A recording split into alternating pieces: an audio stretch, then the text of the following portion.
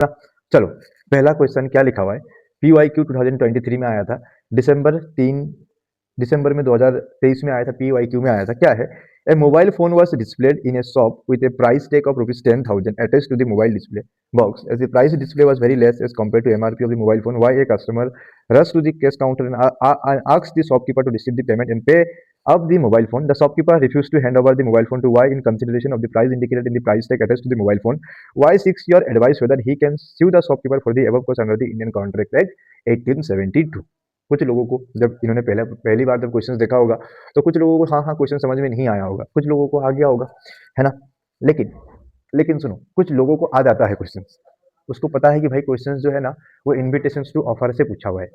लेकिन जो व्यक्ति रट्टा मारने में लगा हुआ है वो सोच रहा है कि भाई मैं तो क्या है ना, मैं पूरा मॉड्यूल लिख के जाऊंगा या जाऊंगी, वो मॉड्यूल लिख के आएगा इन्विटेशंस टू ऑफर, लेकिन मेन पॉइंट लिख के नहीं आएगा, ठीक है। सो इसमें ज्यादा कुछ डिफिकल्ट है नहीं, सीधा आंसर पे आते हैं। देखो क्या है ना, समझाता हूँ, what is invitations to offer और what is offer means. What is invitations to offer and offer means, देखो इन्विटेशंस टू ऑफर के किस में क्या होता है ना, से फॉर एग्जांपल पहले ऑफर का एग्जांपल देता हूँ, फिर इन्विटेशंस टू ऑफर का मैं एग्जांपल देता हूँ। मैंने कहा आप लोगों को कि इंटर में ना मैं कंपनी लॉ पढ़ाऊंगा, आप लोग मेरे साथ पढ़ोगे क्या, दिस इज हाँ। और उसके बाद मैंने बोला कि फीस इतना है, 3,000, 4,000, 5,000, 10,000, 15,000, 20,000 रुपये फीस है। मैंने ऐसे बोला, आप लोगों को ऑफर दिया, ठीक है ना। आप लोगों ने कहा कि yes we are accepting your offer, this is nothing but an, मैंने आप लोगों को ऑफर दिया और आप लोगों ने उस ऑफर को एक्सेप्ट किया। मैंने ऑफर दिया, आप लोगों ने उस ऑफर को एक्सेप्ट किया। अब ऑफर जैसे ही एक्सेप्ट हो जाता है ना वो बन जाता है प्रॉमिस। ऑफर जैसे ही एक्सेप्ट हो जाता है वो क्या बन जाता है, प्रॉमिस बन जाता है, करेक्ट ना। अब जब प्रॉमिस बन ही गया ना, देन वहां पे ना व्यक्ति के ऊपर एक ड्यूटी आ जाता है, एक ऑब्लिगेशन आ जाता है कि उसको अपने प्रॉमिस को क्या करना है, परफॉर्म करना है। उसको अपने जो जो अपना उसका प्रॉमिस होगा उसको क्या करना पड़ेगा, उसको परफॉर्म करना पड़ेगा। से फॉर एग्जाम्पल मैंने अगर आप लोगों को बोला कि भाई मैं तेरा तुम लोगों का सिलेबस कंप्लीट करवा दूंगा, है ना, मैंने ये ऑफर दिया था और मैंने कहा था कि आप लोगों को 5,000 रुपीज पे करना है। आप लोगों ने मेरे ऑफर को एक्सेप्ट कर दिया, आप लोगों ने कहा कि हाँ हम लोग आपसे पढ़ेंगे और 5,000 रुपीज पे करेंगे। अब ऑफर क्या हो गया, एक्सेप्ट हो गया। जब ऑफर एक्सेप्ट हो जाता है ना, देन स्टूडेंट का ड्यूटी होता है कि भाई वो फीस मेरे को पे करे, और मेरा टीचर का ड्यूटी होता है कि वो क्या करे, सिलेबस कंप्लीट करके दे। मतलब ऑफर एक बार एक्सेप्ट हो जाता है ना, देन उसको आप बोल सकते हो कि भाई वो कॉन्ट्रैक्ट में कन्वर्ट हो गया। ऑफर एक बार एक्सेप्ट हो गया ना, तो उसको आप बोल सकते हो कि भाई वो किस में कन्वर्ट हो गया है, कॉन्ट्रैक्ट में कन्वर्ट हो गया है ना। और both the parties are bound to perform their obligations, है ना। But invitations to offer is nothing. अगर इन्विटेशंस टू ऑफर, अब इन्विटेशंस टू ऑफर पे आता हूँ। इन्विटेशंस टू ऑफर में क्या होता है ना, जैसे फॉर एग्जांपल आप लोग कॉलेजेस वगैरह में जब एडमिशन करने के लिए गए थे, जब आप कॉलेजेस वगैरह में एडमिशन करने गए थे ना, तो कॉलेज आपको ना एक प्रोस्पेक्टस देता है, एक पीस ऑफ पेपर देता है, लाइक प्रोस्पेक्टस दो, प्रोस्पेक्टस दो, प्रोस्पेक्टस दो। हंसराज कॉलेज अपना एक प्रोस्पेक्टस देता है, हिंदू कॉलेज आपका एक अपना क्या देता है, प्रोस्पेक्टस देता है। ऐसे करके और भी जो कॉलेजेस है क्या करते हैं, अपना अपना प्रोस्पेक्टस आपको दे देते हैं। फिर आप उस प्रोस्पेक्टस को पढ़ोगे, आप देखोगे कि भैया किस किस कॉलेज का ना वो फोटो अच्छा है, किस कॉलेज में मतलब अच्छे अच्छे क्या बोलते हैं, मतलब फोटोज लगे हुए हैं, है ना। फोटोज ही देखते हो ना, और क्या देखोगे उसमें, फिर मतलब स्पोर्ट्स इवेंट कैसा होता है, टीचर्स कैसा है, फैसिलिटेशन कैसा है, क्लासरूम कैसा है, फोटो देखोगे ना। फिर आप फोटो देख के चूज करोगे कि भाई मेरे को कौन सा कॉलेज पे जाना है, हंसराज पे जाना है या फिर हिंदू कॉलेज पे जाना है ना। आप ये डिसाइड करोगे। फिर आप क्या करोगे ना, आप क्या करोगे, उस प्रोस्पेक्टस में जो एप्लीकेशन लिखा जो उस प्रोस्पेक्टस में जो एप्लीकेशन होगा ना, उस एप्लीकेशन को लेके आप क्या करोगे, कॉलेज को सबमिट कर दोगे। मतलब ये क्या हुआ ना, ये क्या हुआ है, कॉलेजेस ने आपको इनवाइट किया ऑफर करने के लिए, और आपने उसको क्या किया है, आपने उसको एक्सेप्ट किया है, और आप क्या करने जा रहे हो, कॉलेजेस को ऑफर देने जा रहे हो। कॉलेजेस को क्या देने जा रहे हो, ऑफर देने जा रहे हो। अब कॉलेज के ऊपर है वो आपके ऑफर को एक्सेप्ट करेगा या नहीं करेगा, वो किसके ऊपर डिपेंड है, कॉलेजेस के ऊपर डिपेंड है, ठीक है ना। तो यहां पे मैं ये समझाना चाह रहा हूं कि अगर आपने इनविटेशन टू ऑफर को एक्सेप्ट किया ना, अगर आप लोगों ने इनविटेशन टू ऑफर को एक्सेप्ट किया ना, that is nothing but an एक नॉर्मल ऑफर दिया आप लोगों ने। इनविटेशन टू ऑफर का एक्सेप्ट होना इज नथिंग बट एन, आप लोगों ने क्या किया है, सामने वाले व्यक्ति को ऑफर दिया है। यहां पे कोई कॉन्ट्रैक्ट नहीं बना है। मैंने अगर आज हिंदू कॉलेजेस के इनविटेशन टू ऑफर को एक्सेप्ट किया, इसका मतलब क्या है कि मैं क्या करूंगा, उसको ऑफर देने जाऊंगा। अब वो ऑफर एक्सेप्ट करे या ना करे वो उसके ऊपर डिपेंड है ना। तो यहां पे हमें यही पढ़ना है, यहां पे हमें कुछ नहीं पढ़ना है। Invitation to offer is equals to, अगर आपने इनविटेशन टू ऑफर को एक्सेप्ट किया ना तो क्या बन जाएगा, ऑफर बन जाएगा। लेकिन अगर आपने ऑफर को एक्सेप्ट किया तो वो क्या बन जाएगा, कॉन्ट्रैक्ट बन जाएगा। ऑफर को अगर हम लोग एक्सेप्ट करते हैं then both the parties are bound to perform their obligations. लेकिन अगर हम लोगों ने इन्विटेशंस टू ऑफर को एक्सेप्ट किया then it is merely an offer, उससे अभी क्या नहीं बना है, कॉन्ट्रैक्ट नहीं बना है। ठीक है, बोलो यहां तक समझ में आया? ये जो राम कहानी राम कथा सुनाई गई है ये समझ में आया कि नहीं आया?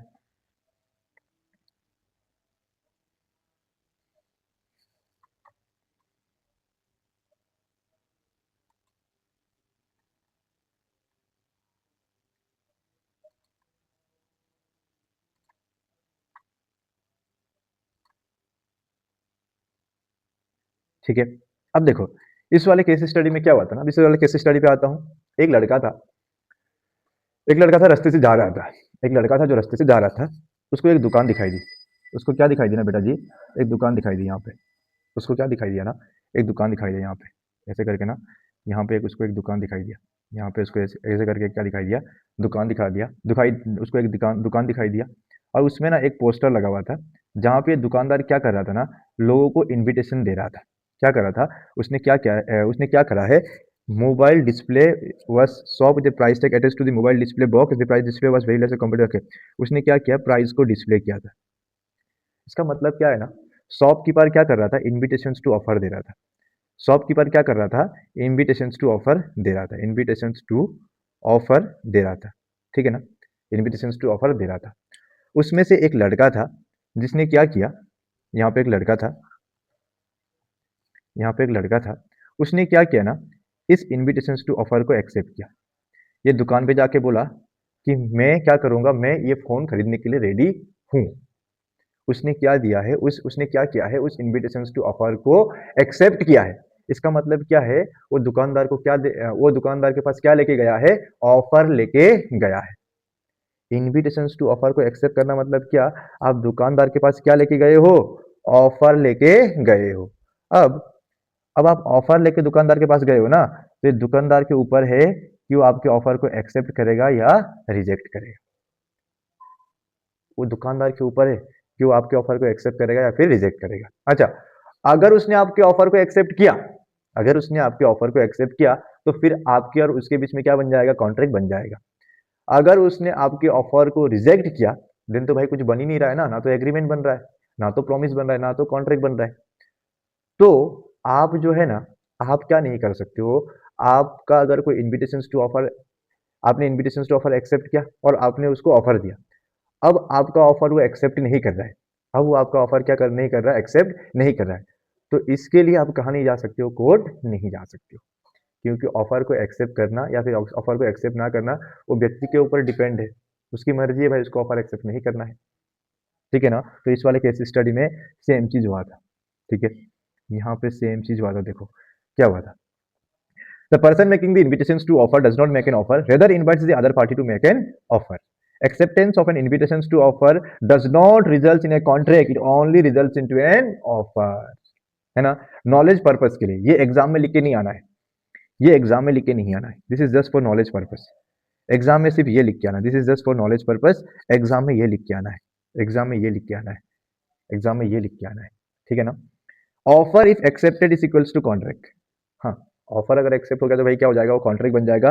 Parties is bound to perform if accepted the offer, अगर ऑफर को एक्सेप्ट किया तो पार्टी क्या हो जाएगा, उस ऑफर को परफॉर्म करना, उस प्रॉमिस को परफॉर्म करने के लिए वो क्या हो जाएगा, बाउंड हो जाएगा, he have to perform his promise. लेकिन एक्सेप्टिंग ऑफ आईटीओ मतलब क्या है, इनकम टैक्स ऑफिस नहीं है यहाँ, accepting of invitations to offer is nothing but in giving offer. और आपके ऑफर को कोई भी व्यक्ति क्या कर सकता है, अरे रिजेक्ट कर सकता है ना, आपने सिर्फ ऑफर दिया है, तो आपके ऑफर को कोई भी व्यक्ति क्या कर सकता है, रिजेक्ट कर सकता है। आप इसके लिए कहा नहीं जा सकते हो, कोर्ट नहीं जा सकते हो। यहाँ पे यही हुआ था, यहाँ पे यही हुआ था। देखो, displaying the mobile amounts to invitations to an offer, अगर आप मोबाइल फोन को डिस्प्ले कर रहे हो, मोबाइल फोन को डिस्प्ले कर रहे हो ना, this is nothing but an invitations to offer. And if Y is so interested to buy the mobile, it amounts to an offer to the shopkeeper. अगर Y इंटरेस्ट दिखाता है इस invitation to offer को पढ़ के, अगर Y कहता है कि हाँ मैं मोबाइल खरीदना चाहता हूँ, this is nothing but an giving an offer to the shopkeeper. आपने इन्विटेशन टू ऑफर को क्या किया है बेटा जी, एक्सेप्ट किया है। So this is nothing but an giving an offer to the shopkeeper. अब ये जो शॉपकीपर है ना, वो तुम्हारे ऑफर को क्या कर सकता है, रिजेक्ट कर सकता है ना, है ना। Offer is rejected by the shopkeeper, there is no contract. अरे भाई जब ऑफर रिजेक्ट कर दिया तो कॉन्ट्रैक्ट बना ही नहीं। So there is no contract between shopkeeper and Y, therefore the shopkeeper is not bound to sell the mobile phone, है ना। अगर ऑफर, अगर अगर अगर शॉपकीपर तुम्हारे ऑफर को रिजेक्ट कर देता है तो तुम्हारे और उसके बीच में क्या नहीं बना, कॉन्ट्रैक्ट नहीं बना। और यहाँ पे जो शॉपकीपर है is not bound to perform his obligation, और shopkeeper is not bound to sell his phone. अच्छा बताओ, पहले बताओ ये समझ में आया क्या, फिर मेरा जो क्वेश्चन है वो समझना। पहले बताओ ये समझ में आया कि नहीं आया।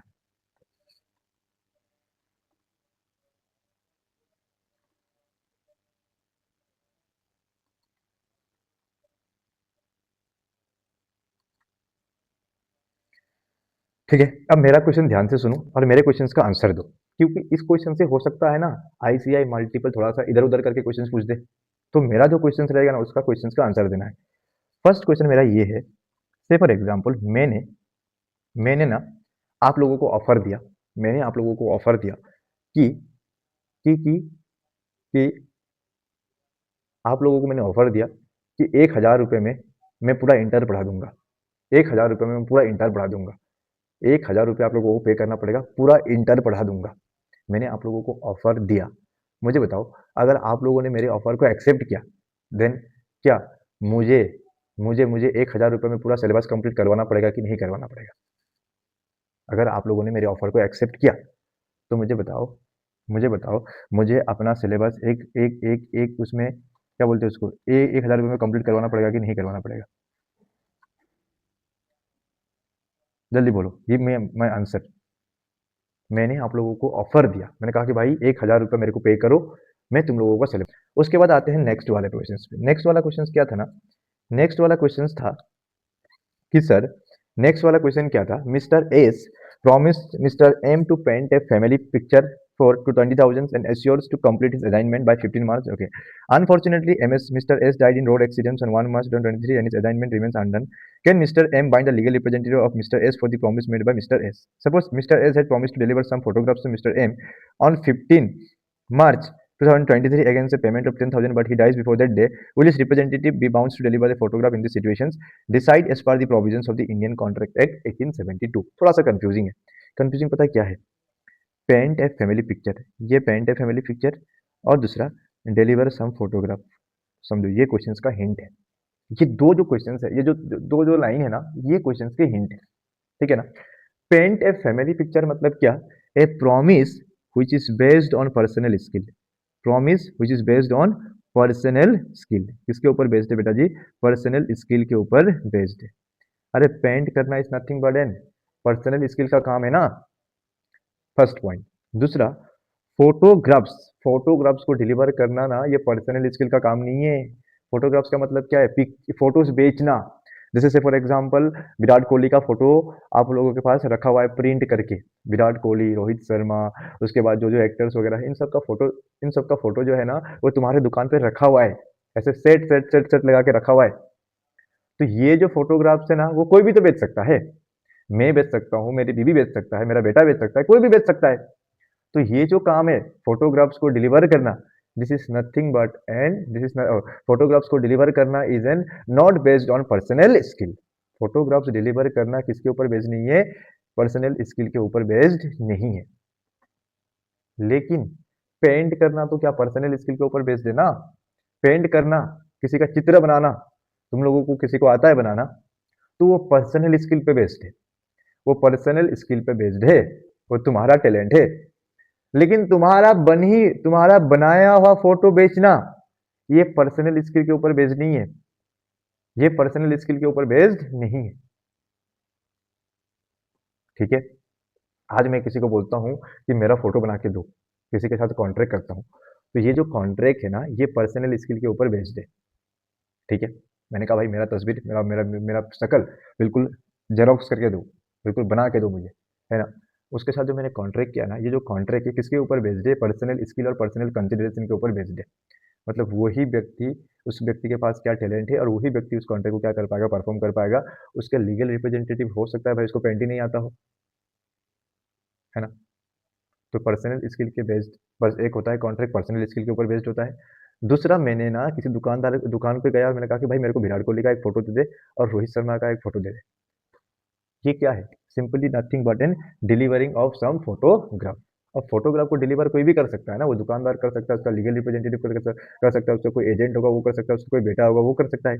फोटोग्राफ तो कोई भी डिलीवर कर सकता है, लेकिन पेंट बनाना तो सिर्फ उसी व्यक्ति का काम है जिसके पास उसका क्या है, टैलेंट है। तो इस वाले क्वेश्चन में बस दो ही हिंट है।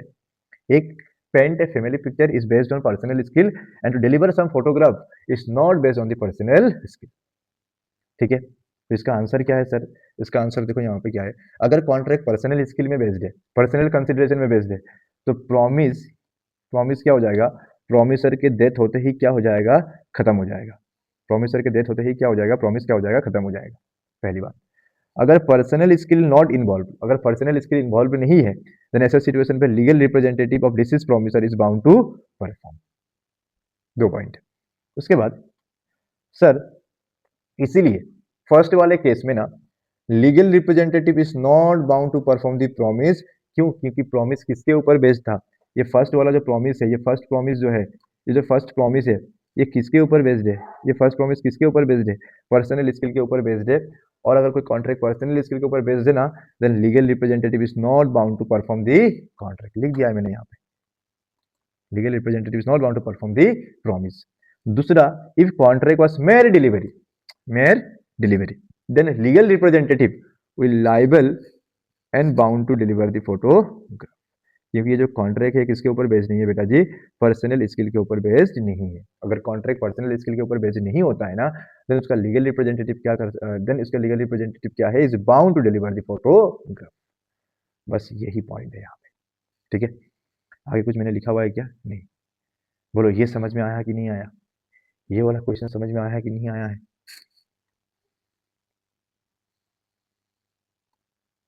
क्वेश्चन नंबर 3 पे। क्वेश्चन नंबर 3 ऑलरेडी हो चुका है, ये तो आप लोगों ने करवाया था, लेकिन इसको हम बाद में करेंगे। पहले आते हैं क्वेश्चन नंबर 4 पे, PYQ 2025 जेन वाले क्वेश्चन पे, इंस्टीट्यूट ऑफ साइंस वाले पे। The institute of science Pune, the buyer placed an order for various chemical placed an order for various chemical worth 1,50,000 rupees, है ना, from a supplier in Delhi, है ना। The buyer made full advance payment and the seller dispatched the consignment via courier of his own choice without reserving any right of disposal over the goods. The consignment was lost in transit, and now the buyer seeks a refund of the purchase price, which reference to the provisions of the Sales of Goods Act 1930 assess the validity of the buyer's claim for a refund. अच्छा question है। Section number 23 subsection 2, section number 23 subsection 2, ठीक है ना। अब section number 23 में हम लोगों ने क्या पढ़ा था? सेक्शन नंबर 23 में हम लोगों ने ये पढ़ा था कि सर अगर गुड्स क्या हो जाता है, अगर गुड्स अनकंडीशनली अप्रोप्रिएट हो जाता है, तो माना जाएगा कि बायर के पास क्या जा चुका है बेटा जी? ओनरशिप जा चुका है। यही पढ़ा था हम लोगों ने। 23 और 18 कनेक्टेड था, है ना। 18 बोलता था कि अगर आप अनसर्टेन गुड्स में अगर ओनरशिप ट्रांसफर करना चाहते हो तो आपको क्या करना पड़ेगा? गुड्स को अप्रोप्रिएट करना पड़ेगा, ये बोला था। और 23 ने उसका प्रोसेस बताया था कि भैया अनकंडीशनली अप्रोप्रिएट करना पड़ेगा। अप्रोप्रिएट कौन कर सकता है? अप्रोप्रिएट कैसे हो सकता है? किसके कंसेंट से हो सकता है? फिर गुड्स को डिलीवरी स्टेज में लाना है, फिर गुड्स डिस्क्रिप्शन के साथ मैच होना है, ये हम लोगों ने पढ़ा था। मतलब 23 क्या कहता था कि भैया कब कब सेलर से बायर के पास ओनरशिप ट्रांसफर होगा, कब सेलर से बायर के पास क्या होगा? ओनरशिप ट्रांसफर होगा। जब सेलर गुड्स को अनकंडीशनली अप्रोप्रिएट कर देगा ना, देन माना जाएगा कि गुड्स क्या हुआ है? सेलर से गुड्स का जो ओनरशिप है वो कहाँ से कहाँ ट्रांसफर हुआ है? सेलर से बायर के पास ट्रांसफर हुआ है। ये 23 था। अब 23 सबसेक्शन 2 क्या कहता है? 23 सबसेक्शन 2 क्या कहता है?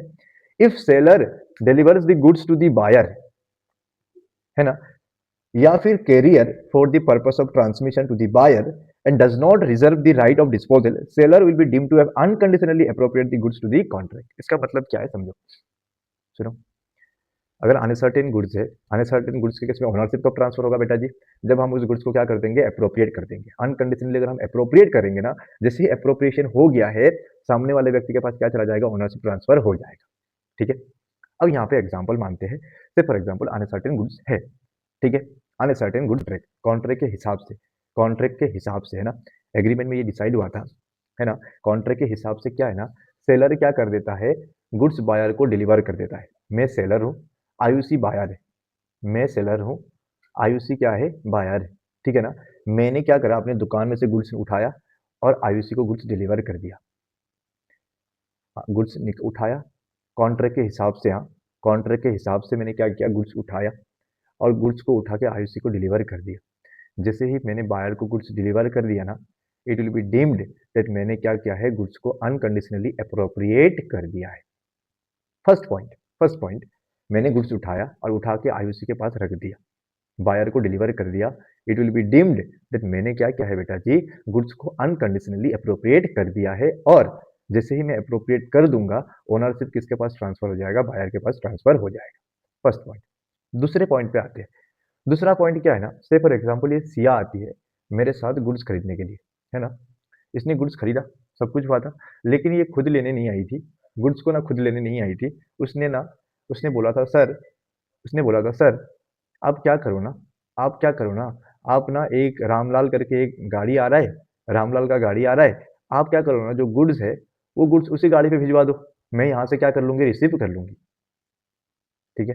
ये कॉन्ट्रैक्ट में डिसाइड किया हम लोगों ने, है ना, कि भैया गुड्स कहाँ पे रख देना है, रामलाल के गाड़ी पे रख देना है। ये कॉन्ट्रैक्ट में डिसाइड हुआ है। और सिया ने बोला था कि मैं क्या कर लूंगी, गुड्स को रिसीव कर लूंगी। ठीक है ना। अब मैंने क्या किया, मैंने अपने गोदाम में से गुड्स निकाला और रामलाल की गाड़ी पे रख दिया। क्या कर दिया, रामलाल की गाड़ी पे रख दिया, कैरियर पे रख दिया।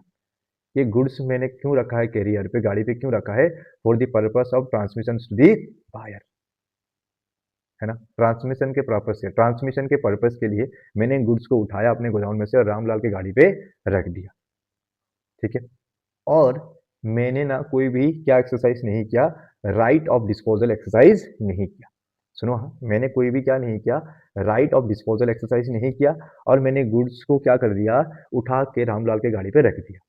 जैसे ही मैंने रामलाल की गाड़ी पे गुड्स को रख दिया ना, it will be deemed that goods क्या हो चुका है, अनकंडीशनली अप्रोप्रिएट हो चुका है।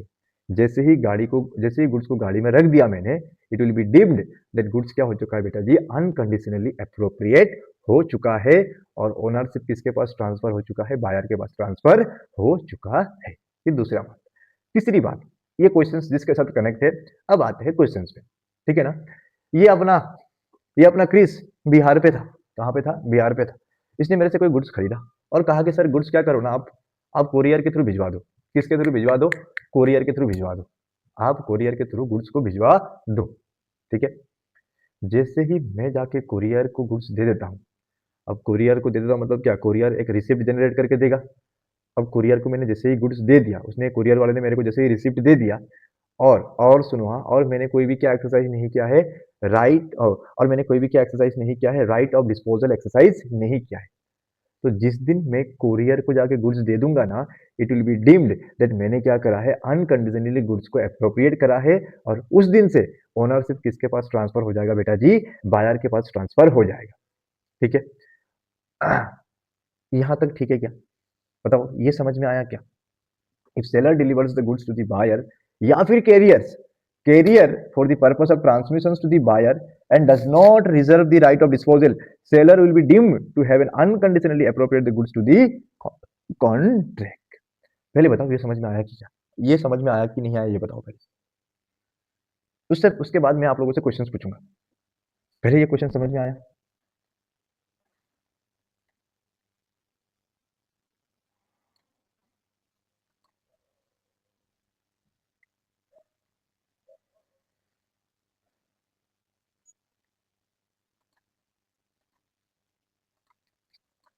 ठीक है। अब मेरा आंसर दो, अब मेरा आंसर दो। ठीक है। अब जैसे ही मैं कुरियर को जाके गुड्स दे दूंगा, जैसे ही मैं कुरियर को जाके गुड्स दे दूंगा, पोस्ट करूंगा कुरियर पे, उस दिन क्या हो जाएगा, गुड्स अनकंडीशनली अप्रोप्रिएट हो जाएगा। मतलब क्या होगा, बायर के पास ओनरशिप ट्रांसफर हो जाएगा। ठीक है। अब मुझे बताओ, ये ना ये क्या हो गया, ये गुड्स जो है ना, कुरियर को मैंने जैसे दे दिया था, पहुंचना 5 दिन में था, गुड्स बीच में डैमेज हो गया है। पहुंचते पहुंचते क्या हो गया ना, गुड्स जो है ना बीच में डैमेज हो गया है। मुझे बताओ, रिस्क किसका, बायर का या सेलर का, रिस्क किसका, बायर का या फिर सेलर का। रिस्क किसका, बायर का या फिर सेलर का? बायर का। क्यों बायर का रिस्क क्यों? क्योंकि भैया ओनरशिप क्या हो गया है, ट्रांसफर हो चुका है। सर ओनरशिप कब ट्रांसफर हो गया है? जिस दिन मैंने गुड्स को कुरियर करवाया, जिस दिन मैंने पोस्ट करवाया, उस दिन क्या हो गया है, गुड्स की ओनरशिप की ट्रांसफर हो गई है। ठीक है। अब दूसरा एग्जाम्पल है ना, इस बार मैं कुरियर के थ्रू गुड्स नहीं भेज रहा हूँ, इस बार मैं क्या कर रहा हूँ, गाड़ी के थ्रू गुड्स भेज रहा हूँ। बायर ने मेरे को फोन करके बोला कि भाई रामलाल का गाड़ी आ रहा है, तुम्हारी दुकान से होके गाड़ी जाएगा, उस पे क्या कर देना, मेरा गुड्स उस गाड़ी पे रख देना। मैंने अपने कॉन्ट्रैक्ट के हिसाब से, जो हमारी बातचीत हुई है बायर के साथ, उसके हिसाब से मैंने क्या करा, गुड्स को अपने गोदाउन में से निकाला और रामलाल की गाड़ी पे रख दिया। रामलाल की गाड़ी पे मैंने रख दिया। मुझे बताओ मुझे बताओ मुझे बताओ, ओनरशिप कब किसके साथ ट्रांसफर हो गया? ओनरशिप कब किसके पास ट्रांसफर हो गया?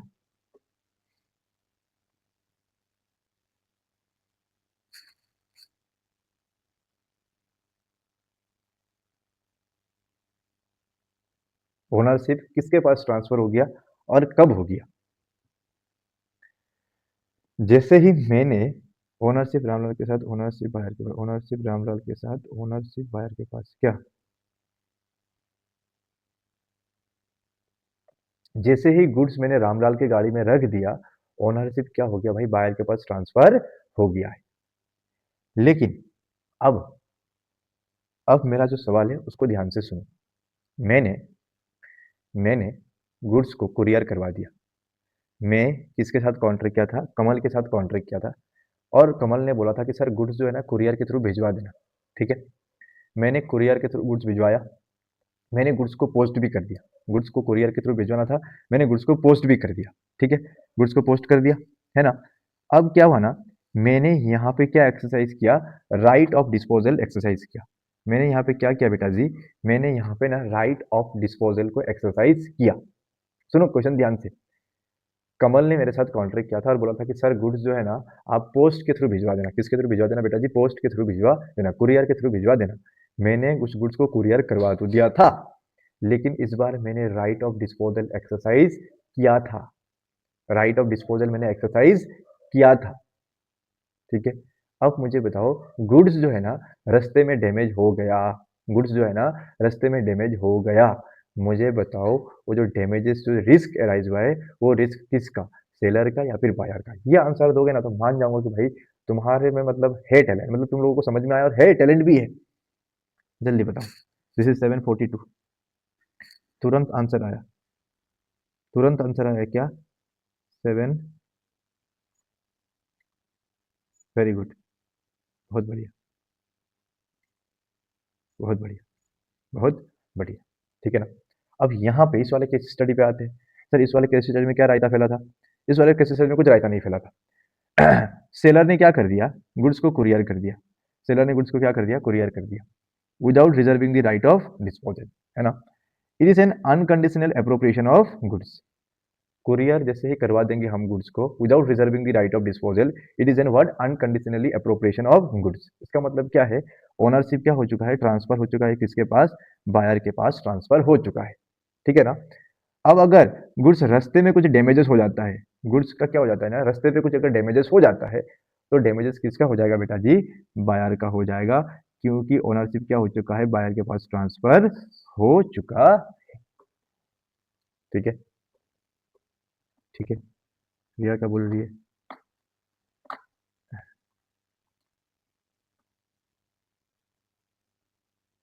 यस, ओनरशिप मेरा ही रहेगा, और ओनरशिप मेरा ही रहेगा, और रिस्क आपका ही रहेगा, सेलर का। करेक्ट, मेरा ही रहेगा ना, क्योंकि भाई ओनरशिप ट्रांसफर ही नहीं हुआ है।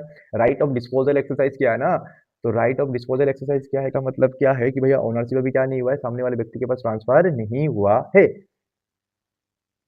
ठीक है। अगर राइट ऑफ डिस्पोजल एक्सरसाइज किया है, इसका मतलब क्या है, गुड्स अभी अनकंडीशनली अप्रोप्रिएट नहीं हुआ है, और जब गुड्स अनकंडीशनली अप्रोप्रिएट ही नहीं हुआ है, मतलब ओनरशिप सामने वाले व्यक्ति को ट्रांसफर नहीं हुआ है। ठीक है। डन है, ये वाला क्वेश्चन डन है। ठीक है। यहाँ पे मैंने डायग्राम बना के समझाने की कोशिश करी है। ठीक है। कहाँ गया ये, देखो अनसर्टेन गुड्स से सेलर जैसे ही बायर को डिलीवर कर देता है, it will be deemed that good, it will be deemed that goods का क्या हो चुका है, एप्रोप्रिएशन हो चुका है और ओनरशिप क्या हो गया है, बायर के पास ट्रांसफर हो गया है। ये पहले वाला सिचुएशन, इसमें कोई दिमाग लगाना ही नहीं है, इसमें कोई सिरदर्दी नहीं है, इसमें कोई सिरदर्द नहीं है। बायर खुद डिलीवर लेने आ गया, मैंने अनकंडीशनली गुड्स की डिलीवरी किसको कर दी, बायर को कर दी, कॉन्ट्रैक्ट के हिसाब से बायर को गुड्स डिलीवर कर दी। अनसर्टेन गुड्स था, अनसर्टेन गुड्स को मैंने बायर के पास, बायर को डिलीवर कर दिया, कुछ नहीं बोला, कौन है ना, बायर ने फिर कुछ भी नहीं बोला, तो माना जाएगा कि ओनरशिप क्या हो चुका है, बायर के पास ट्रांसफर हो चुका है। दिमाग कहाँ लगता है ना, दिमाग लगता है यहाँ पे। सर सेलर ने क्या किया, पोस्ट कर दिया, है ना, for the purpose of transmission, for the purpose of transmission seller ने क्या किया है, गुड्स को पोस्ट कर दिया और राइट ऑफ डिस्पोजल को रिजर्व भी नहीं किया। तो जिस दिन उसने पोस्ट किया उस दिन माना जाएगा कि गुड्स क्या हो गया है, अनकंडीशनली अप्रोप्रिएट हो गया है। और अनकंडीशनली अप्रोप्रिएट होने का मतलब क्या है कि बायर के पास क्या ट्रांसफर हो चुका है, ओनरशिप ट्रांसफर हो चुका है।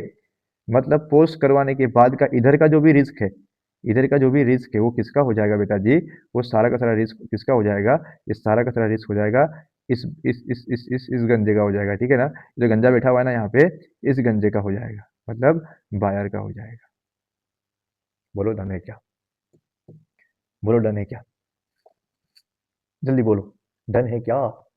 ये 80 क्वेश्चन डन है, सही बताओ, इधर मुंडी उंडी टेढ़ा बड़ा मत करो, सही से बोलो। ये मुंडी टेढ़ा करने का समय नहीं है, मुंडी सीधा रखने का समय है, मैं भी बता रहा हूँ। जो लोग अपनी मुंडी को टेढ़ा कर रहे, मुंडी मतलब समझते हो ना, मुंडी मतलब समझते हो ना, हाँ ऐसे, हाँ रोना रोना रो सकते हो, कोई बात नहीं, रो सकते हो कोई बात नहीं, ठीक है ना। क्यू 2020 नवंबर में आया था, PYQ 2020 नवंबर में क्वेश्चन आया था। MSR on a two-wheeler which she handed over to her friend Mrs. K on sale or return basis. Even after a week, K neither returned the vehicles nor made payment for it. She instead pledged the vehicle to Mr. A to obtain a loan. R now wants to claim the two-wheeler from A. Will she succeed? Examine with the reference to the provision of Sales of Goods Act 1930 what recourse is available to Mr. A. पहला air नहीं होता है, are होता है। Explain with reference to the provision of the Sales of Goods Act 1930 what recourse is available to R. ठीक है ना, अब समझो पहले, ये तो हम लोगों ने कितना बार पढ़ा था 24 ना, ऐसा हो चुका है ना कि अब ना मेरे को बोर लग गया है 24 सुन के ही, मेरे को ऐसा लगता है कि भाई ये तो सुना सुना सुन के भी, मतलब एक होता है ना, एक ही चीज अगर आदमी को बार बार बोलते रहो तो उसको होता है ना कि भाई बस कर यार, मत बोल, अब हो गया ना, एक ही बात है ना, वही बोल रहा है ना, कल से वही बोल रहा था, अभी तक वही बोल रहा था, थोड़ी देर तो चुप हो जा, मतलब चुप, इस बात को निकालो मत। तो ये सेक्शन नंबर 24 उसी तरीके का है, कितने बार आ चुका है, कितने बार आ चुका है, कितनी बार आ चुका है, लेकिन क्या करें, लेकिन क्या करें, है ना, क्या है, when the goods are delivered to the buyer on approval or return basis, the property will be transferred to the buyer if the buyer does something to the goods which is equivalent to accepting the goods, that is pledge or sale, that is pledge or sale, ठीक है ना। पहले यहाँ तक, पहले यहाँ तक, यहाँ इसका क्वेश्चन का आंसर यहाँ तक है। अगर अगर सुनो, अरे अरे रुक जा रुक जा रुक जा रुक जा रुक जा रुक जा रुक जा रुक जा ना, सुनो, अगर के ने ए को गुड्स प्लेज कर दिया, के ने अगर ए को गुड्स प्लेज कर दिया, then it will be deemed that K ने गुड्स को क्या कर लिया है, एक्सेप्ट कर लिया है, और के पास क्या ट्रांसफर हो जाएगा, ओनरशिप ट्रांसफर हो जाएगा। के पास क्या ट्रांसफर हो जाएगा बेटा जी, ओनरशिप ट्रांसफर हो जाएगा।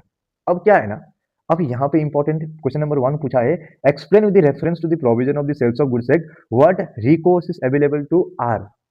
भैया ओनरशिप तो ट्रांसफर हो गया, ठीक समझ में आ रहा है, हम लोगों ने क्लास में भी यही पढ़ा है कि भैया हाँ ओनरशिप ट्रांसफर हो गया है, हाँ हाँ के पास क्या हो गया है, ओनरशिप ट्रांसफर हो गया है, क्योंकि उसने गुड्स को क्या कर दिया बेटा जी, प्लेज कर दिया। और जैसे ही व्यक्ति गुड्स को प्लेज कर देता है या फिर सेल कर देता है ना, उसके पास क्या ट्रांसफर हो जाएगा, ओनरशिप ट्रांसफर हो जाएगा। लेकिन क्वेश्चन ये नहीं है कि उसके पास ओनरशिप ट्रांसफर हो रहा है कि नहीं हो रहा है, क्वेश्चन ये है कि भैया आर के पास क्या रेमेडीज अवेलेबल है। अब के पास ओनरशिप तो ट्रांसफर हो गया है, अब आर के पास क्या रेमेडीज अवेलेबल है, क्या रिकॉर्ड्स अवेलेबल है, क्या आर अब उस टू व्हीलर को के पास जाके रिकवरी करवा सकता है क्या, ये क्वेश्चन है। तो लॉ कहता है ना, लॉ का कहना ये है कि बेटा जी ऐसा है, अगर ओनरशिप ट्रांसफर हो चुका है, अगर ओनरशिप ट्रांसफर हो चुका है, if ownership transfer if ownership transfer if ownership transfer cannot recover the goods but you can sue for the price, if ownership transfer cannot recover the goods but can sue for the price. आप goods को recovery नहीं कर सकते हो, goods की recovery नहीं ले सकते हो। आप नहीं बोल सकते भाई टू व्हीलर दो, टू व्हीलर, क्योंकि ओनरशिप टू व्हीलर का क्या हो चुका है, ट्रांसफर हो चुका है। आप क्या कर सकते हो, आप प्राइस के लिए उसके उसको क्या कर सकते हो, स्यू कर सकते हो। जो टू व्हीलर का प्राइस है, फॉर एग्जाम्पल 20,000, 50,000, 60,000, 70,000 जो है ना, उस प्राइस के लिए आप क्या कर सकते हो ये जो उसका नाम क्या था, ये जो नाम क्या था उसका नाम के, उसके ऊपर आप क्या कर सकते हो, स्यू फाइल कर सकते हो। This is point number 1। बोलो ये पॉइंट नंबर 1 समझ में आइला क्या या नहीं आइला?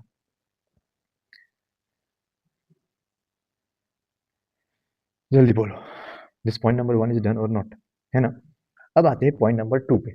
पॉइंट नंबर 2 पे, would your answer be different if it had been expressly provided that the vehicle will remain the property of R until the price has been paid? अब हम लोगों ने जब 24 पढ़ा था, तो 24 का हम लोगों ने एक एक्सेप्शन पढ़ा था। हाँ हाँ पढ़ा था, है ना? अगर हम लोग अब इस वाले प्रोविजन पे आते हैं, however if the goods are, यहां से लेके यहां तक, हाँ, यहां से लेके यहां तक, यहां तक, यहां तक, अरे आज आज आरसीबी का मैच है, मुझे तुम लोगों को पढ़ाना पड़ रहा है ना? चलो कोई बात नहीं। However, if the goods are delivered on sale or return basis, however, if the goods are delivered on sale or return basis, goods delivered किस में हुआ है, सेल और रिटर्न बेसिस पे ही हुआ है, on the terms that the property will be transferred only if the case is paid for, then unless case is paid, ownership will not be transferred to the buyer। हम लोगों ने 24 में जो 3 points पढ़ा था ना, if buyer give acceptance, ownership will be transferred, if buyer does not accept the goods and return the goods till a reasonable time, और अगर टाइम फिक्स किया गया था, अगर उस टाइम तक वो रिटर्न करके रखता है तो वो टाइम एक्सपायर हो जाने के बाद उसके पास ओनरशिप ट्रांसफर हो जाएगा। फिर हम लोगों ने थर्ड पढ़ा था कि अगर वो प्लेस कर देता है, अगर सेल कर देता है तो उसके पास ओनरशिप ट्रांसफर हो जाएगा। ये सब हम लोगों ने पढ़ा था 24 में।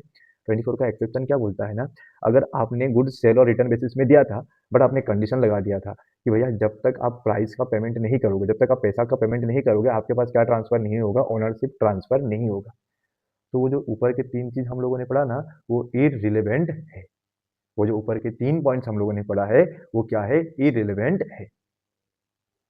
वो जो ऊपर के 3 पॉइंट्स हम लोगों ने पढ़ा ना, वो तीनों के तीनों पॉइंट्स क्या माना जाएगा, इररिलेवेंट माना जाएगा। मतलब सर ओनरशिप ट्रांसफर कब होगा, जब व्यक्ति पेमेंट करेगा, जब व्यक्ति पेमेंट करेगा तब ओनरशिप ट्रांसफर होगा। मतलब से फॉर एग्जांपल, अगर मैंने सेल और रिटर्न बेसिस में ना, ये जो रिया को है ना मैंने लैपटॉप दे दिया था, सेल और रिटर्न बेसिस में मैंने लैपटॉप दे दिया था, लेकिन मैंने कंडीशन लगा दिया था कि रिया तुम्हारे पास ओनरशिप तभी ट्रांसफर होगा जब तुम क्या करोगी, इस लैपटॉप का पेमेंट करोगी, तभी तुम्हारे पास ओनरशिप ट्रांसफर होगी। अब रिया ने ना मुझे गुड्स का एक्सेप्टेंस तो दे दिया था 24 के हिसाब से, लैपटॉप का एक्सेप्टेंस तो दे दिया था कि हाँ सर मेरे को लैपटॉप पसंद है, लेकिन उसने मेरे को अभी पेमेंट नहीं किया है, उसने मेरे को अभी पेमेंट नहीं किया है। तो क्या सर रिया के पास ओनरशिप ट्रांसफर हो गया है क्या? तो आंसर इज नो। जब तक रिया मेरे को पेमेंट नहीं करेगी ना, ओनरशिप क्या नहीं होगा, उसके पास ट्रांसफर नहीं होगा। क्योंकि कंडीशन क्या था सेल और रिटर्न बेसिस में, कि जब तक तुम पेमेंट नहीं करोगी तब तक तुम्हारे पास क्या ट्रांसफर नहीं होगा, ओनरशिप ट्रांसफर नहीं होगा। बोलो ये समझ में आया कि नहीं आया?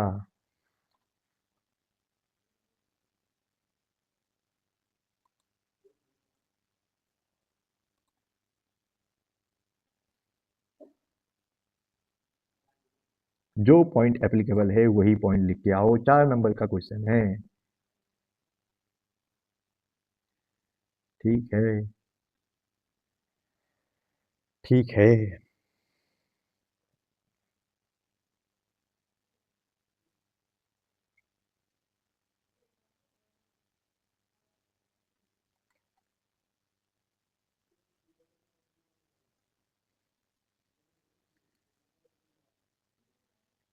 सर कैश पेमेंट कॉन्ट्रैक्ट में गुड्स रिकवर कर सकता है, उसमें क्वेश्चन में कैश नहीं लिखा हुआ था सर। अरे बेटा जी, कैश नहीं लिखा हुआ था तो प्रोविजन तो उसी के साथ कनेक्ट है ना, अंटिल द प्राइस। कैश लिखना जरूरी है क्या UC? Until the price, price का मतलब होता है कैश, प्राइस का मतलब होता है कैश भी होता है, यूपीआई भी होता है, चेक भी होता है, नेगोशिएबल इंस्ट्रूमेंट भी होता है, कुछ भी होता है। प्राइस जब तक तुम पे नहीं करोगी, until the price has been paid, इसका मतलब होता है कि जब तक आप पेमेंट नहीं करोगी आपके पास ओनरशिप ट्रांसफर नहीं होगा। जो प्राइस लिखा हुआ है ना आयुषी, यही केस है। ये क्वेश्चंस तुमको इतना, तो ये तो हिंट है ना क्वेश्चंस का। क्वेश्चन में तुमको पूरा वही तो जेरोक्स होकर तो नहीं आएगा। मैं क्या कह रहा हूँ, क्वेश्चंस तुमको हमेशा हिंट देगा। हाँ हाँ, कर सकते, वही तो पढ़ाने जा रहा हूँ, वही तो पढ़ाने जा रहा हूँ यहाँ पे। पहले मैं प्रोविजन तो पढ़ा दूं। अब समझ में आया क्या आयुषी? तुम्हारा डाउट इसीलिए यहाँ पे आ रहा था क्योंकि तुमने यहाँ पे क्वेश्चन में प्राइस पढ़ लिया था और वहां पे केस पढ़ लिया था। अब समझ में आया कि फिर से एक बार रिवाइज करवा दो? जल्दी बोलो। पॉइंट नंबर 2 फिर से एक बार बताऊं या फिर समझ में आया अब?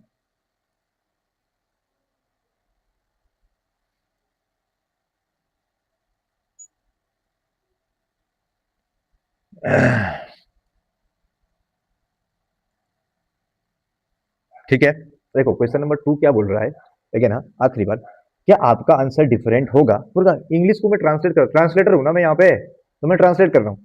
क्या ए आई हूं ना मैं, ए आई, इसलिए क्या आपका आंसर अलग होगा? हाँ, अगर बायर ने, सेलर ने किसको बोल दिया है, बायर को एक्सप्रेसली बोल दिया है कि आपके पास ओनरशिप तभी ट्रांसफर होगा जब आप उसका पेमेंट करोगे तब। नहीं हुआ, ऐसे नहीं समझ में आएगा। देखो यहाँ पे क्या हुआ था ना, अगेन बोलता हूँ, पॉइंट नंबर 2 पे क्या हुआ था ना, गुड्स बेचा गया था सेल और रिटर्न बेसिस पे ही। आज से फॉर एग्जाम्पल किसको समझ, हाँ, सिया मेरे पास आई थी और बोली कि सर मेरे को लैपटॉप दे दो, आप जो लैपटॉप बेचने वाले थे ना, वो लैपटॉप आप मेरे को दे दो। मैंने कहा ठीक है ले जाओ। पर उसने कहा कि मैं ना 2-3 दिन यूज करूंगी, फिर मैं आपको बताऊंगी कि मेरे को खरीदना है कि नहीं खरीदना है। ठीक है ना? मैंने कहा ठीक है कोई बात नहीं, ले जाओ आप। ये जो गुड्स मैंने इसको दिया है, ये कौन से बेसिस पे दिया है? सेल और रिटर्न बेसिस पे दिया है। लेकिन मैंने कंडीशन लगा दिया सिया को कि जब तक तुम पेमेंट नहीं करोगी ना, तब तक इस गुड्स का ओनरशिप तुम्हारे पास ट्रांसफर नहीं होगा। मैंने कंडीशन लगा दिया। अभी अभी तक हम लोग जो 24 पढ़ रहे थे ना, उसमें कोई कंडीशन नहीं था।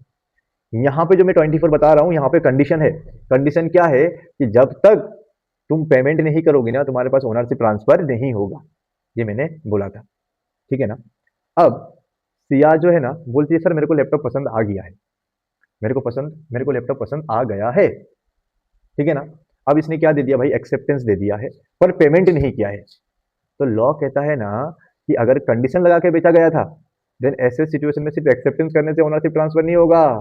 यहाँ पे पेमेंट करना जरूरी है। जब तक तुम पेमेंट नहीं करोगे तब तक तुम्हारे पास ओनरशिप ट्रांसफर नहीं होगा। ठीक है? ठीक है। लेकिन सर, लेकिन सर, इसी वाले एग्जाम्पल को अगर मैं सिया को लैपटॉप दे देता और मैं कोई भी कंडीशन नहीं लगाता, मैं कोई भी कंडीशन नहीं लगाता, कुछ भी कंडीशन नहीं है, कुछ भी कंडीशंस मैंने नहीं लगाया, सेलर ने उस लैपटॉप, सिया ने उस लैपटॉप को एक्सेप्ट कर लिया, सिया ने उस लैपटॉप को क्या कर लिया है, एक्सेप्ट कर लिया है। जैसे ही वो उस लैपटॉप को एक्सेप्ट कर लेगी ना, ओनरशिप क्या हो जाएगा बेटा, उसके पास ट्रांसफर हो जाएगा। ये 24 था, ये सेक्शन नंबर 24 था। ऊपर भी सेक्शन नंबर 24 ही है, लेकिन उसमें क्या लगा हुआ है, कंडीशन लगा हुआ है। वो भी 24 ही है, लेकिन उस 24 में कंडीशन लगा हुआ है, इस 24 में कोई भी कंडीशन नहीं लगा हुआ है। बोलो अब डन है क्या? ये जो क्वेश्चन नंबर 2 है, ये उसी के ऊपर बेस्ड है, ये उसी के ऊपर बेस्ड है। देखो पॉइंट नंबर 2 क्या कहता है, लेकिन आओ पॉइंट नंबर 2 पे फिर से एक बार, आखिरी बार, दो चीज। हाँ, मैंने सिया को लैपटॉप दिया और मैंने कोई भी कंडीशन नहीं लगाया। जैसे ही सिया इस लैपटॉप को किसी दूसरे को प्लेज कर देती है, किसी दूसरे को प्लेज कर देती है ना, लैपटॉप का ओनरशिप क्या हो जाएगा, सिया के पास ट्रांसफर हो जाएगा। Because she has done something to the goods which is equivalent to accepting the goods. पढ़ पढ़ के थक गए, सुनने का मन भी नहीं करता है। ठीक है ना? ये हम लोगों ने पढ़ा है। ठीक है। लेकिन अब नया वाला सिचुएशन समझो। नए वाले सिचुएशन में मैंने क्या बोला था सिया को, लैपटॉप ले जाओ, लैपटॉप ले जाओ, हाँ ले जाओ, सेल और रिटर्न बेसिस पे ही ले जाओ। लेकिन ओनरशिप बेटा जी तभी ट्रांसफर होगा तुम्हारे पास जब तुम क्या करोगी, इसका पेमेंट करोगी, तभी तुम्हारे पास क्या ट्रांसफर होगा, ओनरशिप ट्रांसफर होगा। अब सिया ने ना इस गुड्स को प्लेज कर दिया है, सिया ने क्या कर दिया है, इस गुड्स को प्लेज कर दिया, लैपटॉप को ना प्लेज कर दिया है, लैपटॉप को प्लेज कर दिया है, पर इसने मेरे को अभी पेमेंट नहीं किया है। तो बताओ क्या इसके पास ओनरशिप ट्रांसफर हो गया है क्या? तो लॉ कहता है नहीं, यहाँ पे प्लेज करना इज इरेलीवेंट नाउ। जब तक पेमेंट नहीं करेगी सिया ना, सिया के पास क्या ट्रांसफर नहीं होगा बेटा जी, ओनरशिप ट्रांसफर नहीं होगा। अब समझ में आया या नहीं आया?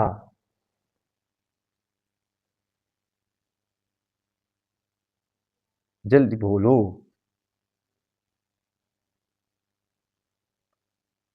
ठीक है, अब यहाँ पे क्या बोला है, would your answer be different if it had been expressly provided the vehicle should remain the property of mister R until the price has been paid.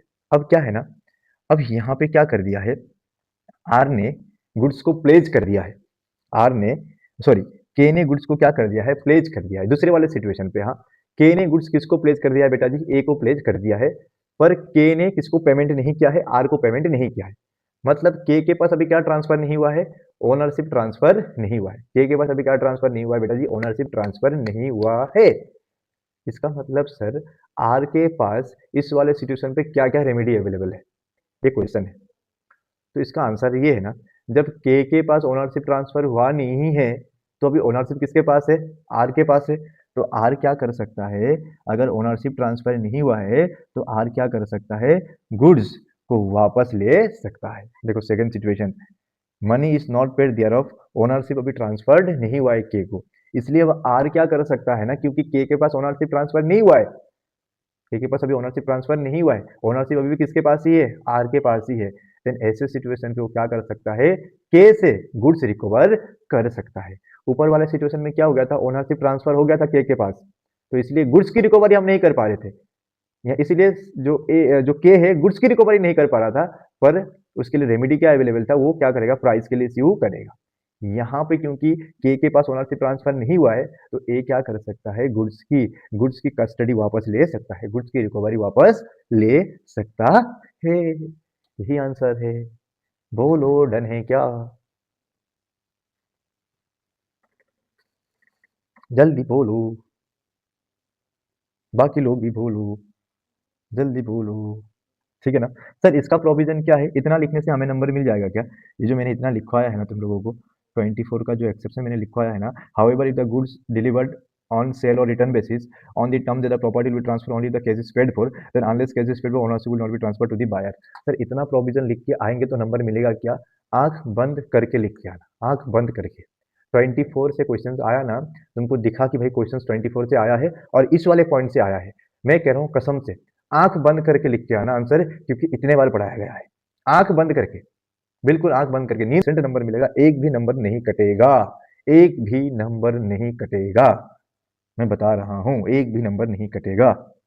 ठीक है, सेकंड नंबर का हाँ कंक्लूजन थोड़ा सा कर लेना, ये जो है ना सर, ये आपने कंक्लूजन लिख के दिया है क्या, नहीं ये कंक्लूजन नहीं है, मतलब यहाँ से आप कंक्लूजन में हेल्प ले सकते हो, मैंने पूरा प्रॉपर कंक्लूजन लिख के नहीं बताया है यहाँ पे, ये मैंने सिर्फ एक मतलब बोलते ना, ठीक है मैं मेहनत नहीं कर रहा हूँ यहाँ पे, मैं चाहता हूँ कि आप लोग अब लिखो खुद ही कंक्लूजन, क्योंकि मैं अब क्या मतलब लिखवाते रहूंगा, अब तो समय ऐसा आ गया है ना कि आप लोग से मैं सीखूंगा कंक्लूजन लिखने के लिए। ठीक है ना, क्योंकि समय ऐसा आ गया है, वो समय चला गया जहां पे मैं आप लोगों को बोलता था कंक्लूजन लिखो, यहाँ पे ऐसे करेक्ट करो, ये करो वो करो, नहीं, अब ये समय आ गया है कि आप लोग मुझे क्या करो, कंक्लूजन सिखाओ। ठीक है, आगे बढ़ू मैं, नेक्स्ट क्वेश्चन की तरफ आगे बढ़ू, नेक्स्ट क्वेश्चन की तरफ आगे बढ़ू क्या, जल्दी बोलो। किस्मत की हवा कभी नरम कभी गरम, कभी नरम कभी नरम, नरम नरम नरम, चलो। हाँ, अब ये जो दूसरा क्वेश्चन है ना, ये भी उसी के ऊपर डिपेंड है, ये भी वही 24 है, मतलब तुम समझ रहे हो ना 24 कितना इंपॉर्टेंट है, तुम समझ रहे हो 24 कितना इंपॉर्टेंट है, कितना इंपॉर्टेंट है। देखो देखो देखो, तुम लोग बिलीव नहीं करते हो ना, पी वाई क्यू 2020 2024, कहाँ से क्वेश्चन, सेम पॉइंट, सेम जगह, same place, same time, same provision, वहीं से क्वेश्चन पूछा है, सेम जगह से क्वेश्चन पूछा हुआ है। ठीक है ना, तो तो ये 2024 का क्वेश्चन है, ये थोड़ा सा अलग करके क्वेश्चन पूछा है, लेकिन क्वेश्चंस का प्रोविजन, आंसर सब कुछ सेम ही है, और आपके एग्जाम के टाइम पे भी ना ऐसा ही क्वेश्चन आएगा, मतलब A to Z same copy paste तो करके नहीं देगा, हाँ, लेकिन आएगा वहीं से, वही चीज, वही प्रोविजन, वही कंक्लूजन, वही उसी का बेस्ड रहेगा। ठीक है ना, अब इस वाले क्वेश्चंस को पढ़ो एक बार, आप लोग, अपन ने इसको क्लास में भी एक बार सॉल्व किया था, लेकिन फिर से एक बार इसको पढ़ो। Ashok a trader delivered a camera to Mangesh, मैं ऊपर ऊपर से बता दूंगा क्योंकि हम लोगों ने इसको पढ़ा है। ठीक है ना, इसका आंसर तुम लोग खुद देना। ठीक है, Ashok a trader delivered a camera to Mangesh on sale or return basis, Mangesh delivers the camera to Rahul on the terms of sale for cash only or return, यहाँ तक ही पढ़ते हैं अभी, ज़्यादा उधर नहीं जाते। ठीक है ना, Ashok a trader, Ashok a trader delivered a camera to Mangesh on sale or return basis, Mangesh deliver the camera to Rahul on the terms of sale for cash only or return. सुनो, फर्स्ट सिचुएशन क्या है, फर्स्ट सिचुएशन क्या है, first situation क्या है, ये है ना, अशोक ने मंगेश को क्या कर दिया, सेल और रिटर्न बेसिस में गुड्स डिलीवर कर दिया, ठीक है ना। अब मंगेश ने क्या किया, जैसे ही राहुल को गुड्स डिलीवर कर दिया ना, है ना, the day Mangesh deliver the to Rahul, ownership किसके पास ट्रांसफर हो गया है, मंगेश के पास ट्रांसफर हो गया है। ओनरशिप किसके पास ट्रांसफर हो गया है, मंगेश के पास ट्रांसफर हो गया है। ठीक है, ठीक है। अब नेक्स्ट, नेक्स्ट क्या है ना सर, जब मंगेश ने राहुल को गुड्स डिलीवर किया था ना, तो उसने यहाँ पे कौन से बेसिस पे किया था, सेल और कैश ओनली बेसिस पे। सेल और सर, सेल और कैश ओनली ये क्या है, ये वही है जो हम अभी ऊपर कंडीशन पढ़ के आए थे ना, कि सेल और रिटर्न बेसिस में हम लोगों ने गुड्स बेचा और कंडीशन लगा दिया कि भाई जब तक बायर पेमेंट नहीं करेगा तब तक उसके पास ओनरशिप ट्रांसफर नहीं होगा।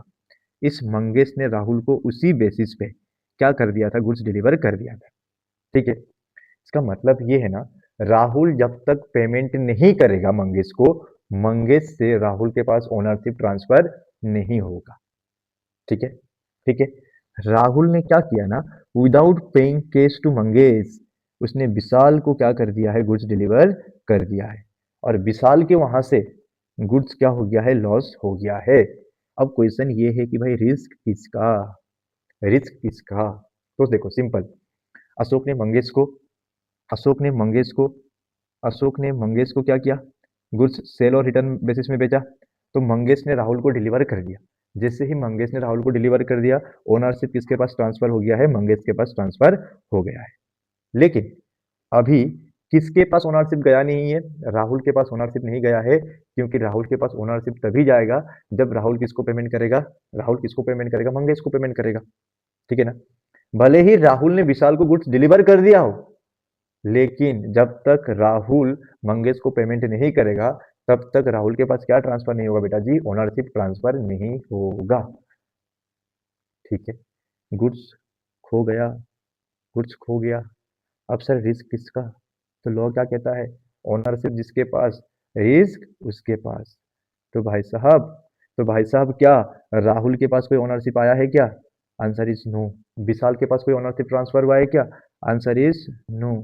तो ओनरशिप किसके पास है, ओनरशिप है मंगेश के पास, तो रिस्क भी किसका होगा, मंगेश का होगा, मंगेश का होगा, मंगेश का होगा। Therefore Mangesh will be liable to pay and damages to the Ashok. ठीक है ना। लेकिन यहाँ पे एक बात ध्यान रखना है, यहाँ पे एक बात ध्यान रखना है जो तुम लोगों को क्वेश्चन कंफ्यूज करेगा। यहाँ पे ना एक चीज लिखा हुआ है, the camera which was in the position of Vishal was lost by theft, theft though he exercise due care for safety. मतलब यहाँ पे विशाल ने क्या एक्सरसाइज किया था, यहाँ पे विशाल ने क्या एक्सरसाइज किया था, विशाल ने यहाँ पे थोड़ा सा ड्यू केयर एक्सरसाइज किया था, अच्छे से प्रोटेक्ट किया था। उसके बावजूद विशाल के वहां से गुड्स क्या हो गया है, खो गया है। मतलब विशाल की यहाँ पे कोई भी गलती नहीं है। ठीक है ना सर, विशाल की कोई गलती नहीं है, गुड्स खो जाता है। तो तो रिस्क किसका हो जाएगा, अरे भाई ओनरशिप जिसके पास है रिस्क उसका होगा ना। ना तो राहुल के पास कोई ओनरशिप आया है, ना तो विशाल के पास कोई ओनरशिप आया है, रिस्क अभी भी किसका होगा, ओनरशिप किसके पास है, अभी भी मंगेश के पास है। तो रिस्क किसका हो जाएगा, जिसके पास ओनरशिप है उसका रिस्क हो जाएगा। Therefore now Mangesh is liable to pay and price to the Ashok. यहाँ पे भी सुनो सर, अशोक कैमरा क्यों नहीं मांग सकता है, क्वेश्चन ये भी तो होता है ना सर, अशोक चाहे तो कैमरा मांग सकता है ना, अशोक कैमरा क्यों नहीं मांग रहा है। अरे भाई ओनरशिप जब ट्रांसफर हो जाता है ना, तो आप गुड्स डिमांड नहीं कर सकते हो, आप प्राइस के लिए स्यू कर सकते हो, आप प्राइस के लिए प्राइस मांग सकते हो, पैसा मांग सकते हो। आप गुड्स क्या नहीं कर सकते हो, गुड्स की रीडिलीवरी नहीं मांग सकते हो। ठीक है, तो यहाँ पे भी सेम आंसर, आंसर यही है, ownership is equals to risk, therefore unless Rahul makes payment to Mangesh, ownership will not be transferred to Rahul, है ना। ओनरशिप किसके पास है, अभी भी मंगेश के पास ही है।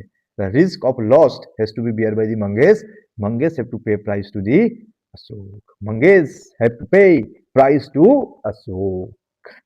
बोलो डन है क्या, बोलिए ए बेटा जी, बोलिए डन है।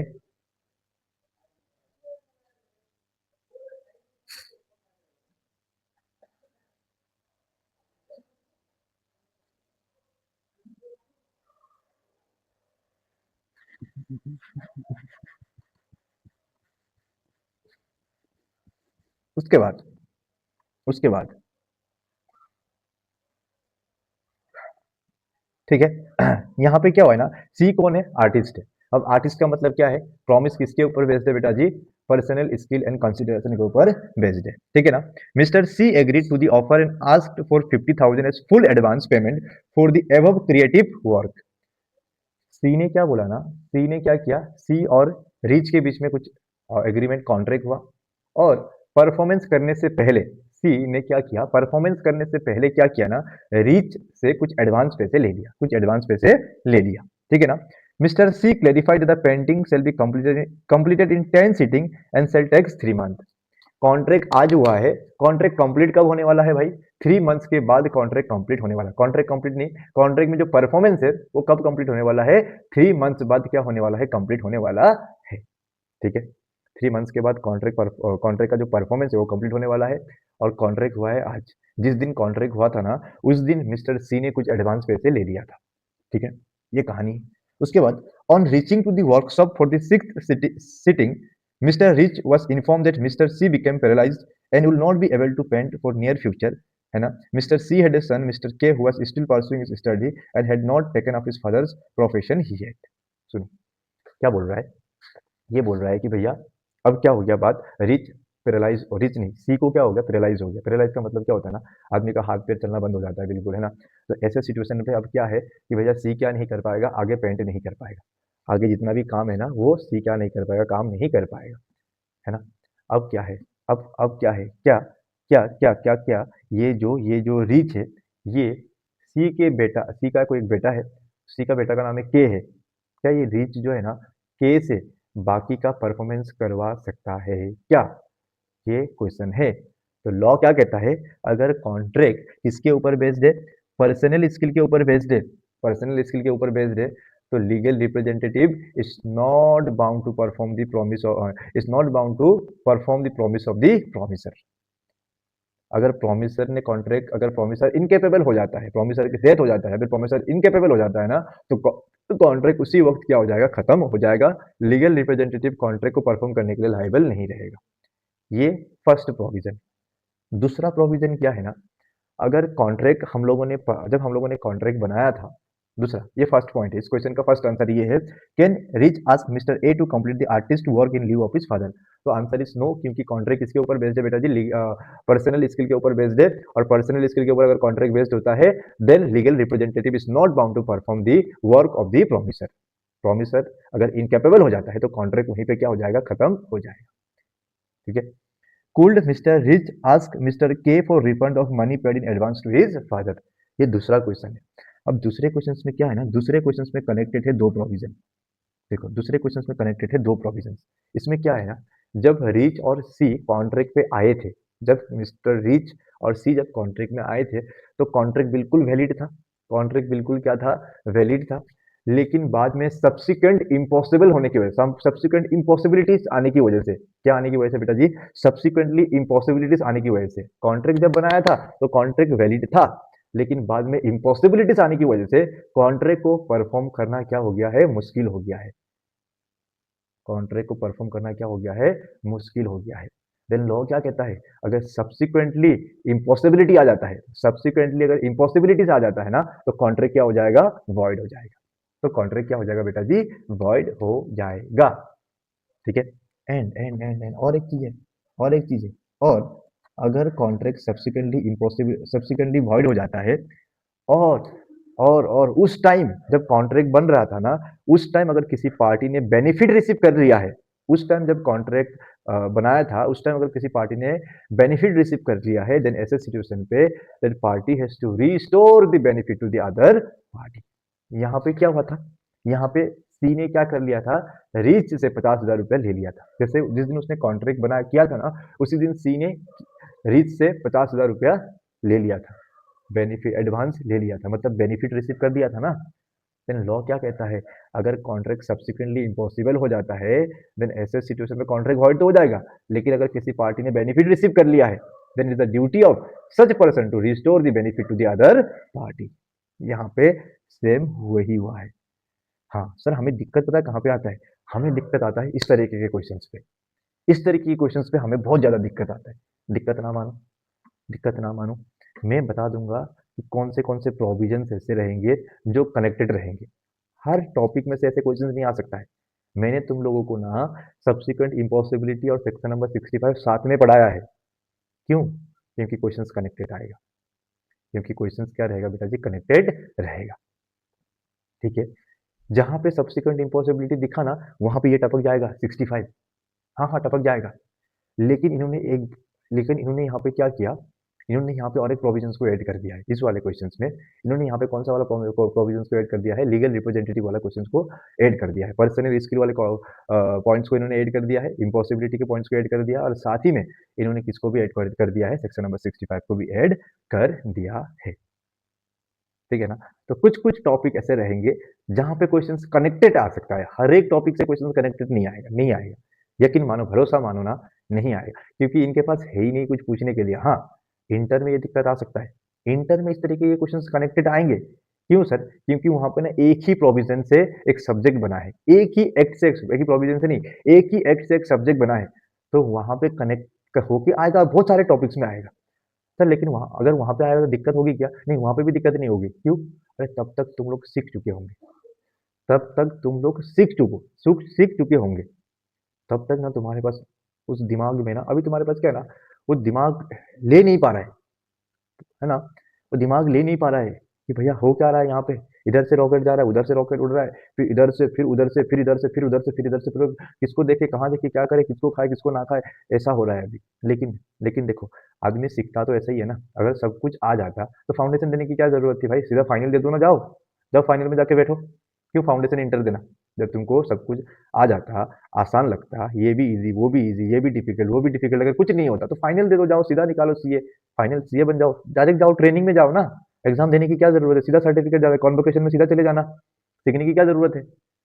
जब आदमी सीखता है ना तो उसको दिक्कत होगा। हाँ, ये होगा, होगा, होगा, होगा। ठीक है? ये बात याद रख लेना। यही मोटिवेशन है। नहीं, नहीं, उसको नहीं लिखना है। यहाँ पे क्यों नहीं लिखना है सर? क्योंकि भाई कनेक्टेड ही नहीं है ना। क्वेश्चंस क्या पूछा है? क्वेश्चंस इतना ही पूछा है। कुल मिस्टर अरीज आस्क रिफंड पूछ सकता है क्या? रिफंड ले सकता है क्या? अगर क्वेश्चंस पूछता कि हाउ मच, अगर क्वेश्चंस यहाँ पे ऐसा दे देता ना सिया, वो बोल देता कि भाई लीगल रिप्रेजेंटेटिव, अच्छा, अगर क्वेश्चंस यहाँ पे ऐसा होता कि सी मर गया, यहाँ सी मरा नहीं है ना, पैरालाइज्ड हो गया है। सी मर गया और मरने के बाद ना ये लीगल रिप्रेजेंटेटिव इसके बेटे के पास 30,000 रुपए पैसे चला गया। और अगर क्वेश्चंस पूछता कि कितने पैसे के लिए लीगल रिप्रेजेंटेटिव लाइबल होता, अगर क्वेश्चंस ऐसा पूछता ना, तो फिर वहां पे आपको बताना था कि भाई legal representative will be bound to perform his promise, है ना, up to the property inherent from the deceased promiser. वहां पे वो पॉइंट लिख सकते थे। हाँ, इस वाले पॉइंट में लिख सकते हैं सर, आंसर्स को बढ़ाने के लिए लिख सकते हो, तुम्हारी मर्जी है। ठीक है ना? लेकिन वो पॉइंट रिलेवेंट तो नहीं है ना। वो पॉइंट तो यहाँ रिलेवेंट ही नहीं है। लिख सकते हो, मैं नहीं बोल रहा हूँ कि नहीं लिख सकते हो, लिख सकते हो, तुमको याद है तुम लिखो। लेकिन वो पॉइंट रिलेवेंट नहीं है। पॉइंट जो रिलेवेंट पॉइंट है उसको लिखना है। ठीक है ना? ये पॉइंट यहाँ पे रिलेवेंट नहीं है। ठीक है? अगर क्वेश्चन अलग तरीके से पूछता, क्या लीगल रिप्रेजेंटेटिव लाइबल है, कितने तक लाइबल है, अगर क्वेश्चन उस तरीके का आता ना, तो फिर वो लीगल रिप्रेजेंटेटिव के पॉइंट्स को यहाँ पे ऐड करना जरूरी था। समझ गई? सिया डन है? जल्दी जल्दी कमेंट करो। ठीक ठीक है। पॉइंट नंबर 2 में किसी को डाउट है? किसको डाउट है? हाँ सर, सेकंड पॉइंट दोबारा। ये सेकंड पॉइंट क्या कहता है ना, सेकंड पॉइंट के साथ ना आयुषी दो सेक्शन कनेक्टेड है। कितने सेक्शन कनेक्टेड है? दो सेक्शन कनेक्टेड है। सर कौन से सेक्शन? एक तो है, एक सेकंड मेरे को वहां पे जाने दो। अरे मेरे को जाने दो, वहां पे जाने दो। हाँ, एक तो क्या है ना, एक तो ये हो गया। ठीक है? दूसरा क्या है ना, अगर कॉन्ट्रैक्ट सब्सिक्वेंटली वॉइड हो जाता है due to impossibility of performance, है ना, अगर इम्पॉसिबिलिटी की वजह से, सब्सिक्वेंट इम्पॉसिबिलिटी आने की वजह से अगर हम कॉन्ट्रैक्ट को परफॉर्म नहीं कर पाते हैं ना, तो कॉन्ट्रैक्ट क्या हो जाएगा? वॉइड हो जाएगा। सेकेंड पॉइंट क्या बोल रहा है कि सी का पैरालाइज हो गया, सी को पैरालाइज हो गया मतलब क्या है भैया? सब्सिक्वेंट इम्पॉसिबिलिटी आया ना, कॉन्ट्रैक्ट करते टाइम ये इम्पॉसिबिलिटी था क्या? कॉन्ट्रैक्ट करते टाइम ये इम्पॉसिबिलिटी था क्या? Answer is no. कॉन्ट्रैक्ट करते टाइम ये इम्पॉसिबिलिटी नहीं था। कॉन्ट्रैक्ट करते टाइम तो सब फिट एंड फाइन थे ना, तो कॉन्ट्रैक्ट वैलिड था, उस टाइम कॉन्ट्रैक्ट वैलिड था। और सी ने 50,000 रुपए एडवांस भी ले लिया था, सी ने ना 50,000 रुपए एडवांस भी ले लिया था। बाद में जाके कॉन्ट्रैक्ट सब्सिक्वेंटली क्या हो गया, इम्पॉसिबल हो गया, सी पैरालाइज हो गया। This is an example of subsequent impossibility. लिख दिया है देखो, इम्पॉसिबिलिटी में भी several factors, example death, dangerous melody. Dangerous melody मतलब इस तरीके का काम, पागल हो जाना, अनसाउंड हो जाना, पैरालाइज हो जाना, this comes under subsequent impossibility. अब सब्सिक्वेंटली वो क्या हो गया है, इम्पॉसिबल हो गया है कॉन्ट्रैक्ट को क्या करना, परफॉर्म करना। पैरालाइज हो गया तो क्या हो गया, इम्पॉसिबिलिटी आ गया, सब्सिक्वेंट इम्पॉसिबिलिटी आ गया। सब्सिक्वेंट का मतलब होता है बाद में इम्पॉसिबिलिटी आ गया, सब्सिक्वेंट का मतलब होता है बाद में। सब्सिक्वेंट का मतलब क्या होता है हिंदी में, बाद में। इम्पॉसिबिलिटी कब आया, कॉन्ट्रैक्ट करने के बाद आया, this is known as subsequent impossibility. Initial impossibility का मतलब क्या है, कॉन्ट्रैक्ट करते टाइम जो इम्पॉसिबिलिटी आता है ना, उसको हम बोलते हैं इनिशियल इम्पॉसिबिलिटी। कॉन्ट्रैक्ट के दौरान अगर कोई इम्पॉसिबिलिटी आया, मैंने आयुषी को बोला कि जाओ, भगवान जी यहाँ से लंका गए थे ना, सेतु, राम सेतु बना के गए थे ना, तुम बिना राम सेतु के पार हो जाओ। अरे कॉन्ट्रैक्ट बनाते टाइम ही हमें पता था है ना कि ये क्या है, कॉन्ट्रैक्ट को परफॉर्म करना इम्पॉसिबिलिटी है। This is known as initial impossibility, this is known as initial impossibility, क्योंकि कॉन्ट्रैक्ट करते टाइम पता चल रहा है ना कि भाई परफॉर्म करना क्या इम्पॉसिबल है, this is initial impossibility. Subsequent impossibility का मतलब क्या है, कॉन्ट्रैक्ट कॉन्ट्रैक्ट करते टाइम हमें पता था कि भाई कॉन्ट्रैक्ट को परफॉर्म करना इजी है, सिंपल है, कर सकते हैं हम लोग, बाद में इम्पॉसिबिलिटी आ गया, दिस इज सब्सिक्वेंट इम्पॉसिबिलिटी। पर बाद में अगर इम्पॉसिबिलिटी आ जाता है तो कॉन्ट्रैक्ट क्या हो जाएगा, वॉइड हो जाएगा, ठीक है ना, तो कॉन्ट्रैक्ट क्या हो जाएगा, वॉइड हो जाएगा। और अगर कॉन्ट्रैक्ट वॉइड हो जाता है और किसी पार्टी को अगर बेनिफिट मिल जाता है, यहाँ पे सी को बेनिफिट मिला हुआ है ना, कितने का बेनिफिट मिला हुआ है, 50,000 का बेनिफिट मिला हुआ है। तो लॉ कहता है कि अगर किसी को बेनिफिट मिला हुआ है तो such party have to refund the benefit to the other party, यही है point. Contract become subsequently void, party who receive benefit must return, है ना। He can ask K for refund. K, sir K पास क्यों गया है, यहाँ पे हम लोग, यहाँ पे क्वेश्चन से ना अगर सी से भी ले सकता है ना, सी से भी ले सकता है और के से भी ले सकता है ना। तो क्वेश्चन यहाँ से के, क्योंकि के अब बन गया है वहाँ पे, तो के सी जो भी होता, क्या के से पैसे रिफंड मांग सकता है, तो आंसर इज यस, के से पैसे रिफंड मांग सकता है, ठीक है, डन है। हाँ, हाँ, अगर क्वेश्चन में ये पूछा होता, अगर क्वेश्चन में ये पूछा होता कि पैरालाइज होने के बाद 40,000 रुपये लीगल रिप्रेजेंटेटिव के पास चला गया है, अगर क्वेश्चन ये पूछा होता ना, तो हम बोल सकते थे कि भैया हम, अगर अगर क्वेश्चन ये होता ना कि भैया पैरालाइज होने के बाद ना लीगल रिप्रेजेंटेटिव के पास 40,000 रुपये पहुंच गया है, 40,000 रुपये ट्रांसफर हो गया है, अगर क्वेश्चन ये हिंट देता तो हमें वो वाला पॉइंट लिखना जरूरी था। कौन सा वाला पॉइंट, कि भैया legal representative liable to the action of his property. लेकिन ये क्वेश्चन, ये वाला जो पॉइंट है ना, इस वाले क्वेश्चन में फिट ही नहीं होगा। क्यों नहीं होगा, मैं बता रहा हूँ। अगर प्रोमिसर का डेथ होता है ना, तभी प्रोमिसर का प्रॉपर्टी लीगल रिप्रेजेंटेटिव के पास जाएगा। प्रोमिसर अगर इनकेपेबल होता है तो उसका प्रॉपर्टी लीगल रिप्रेजेंटेटिव के पास नहीं जाएगा ना, ये भी याद रखो,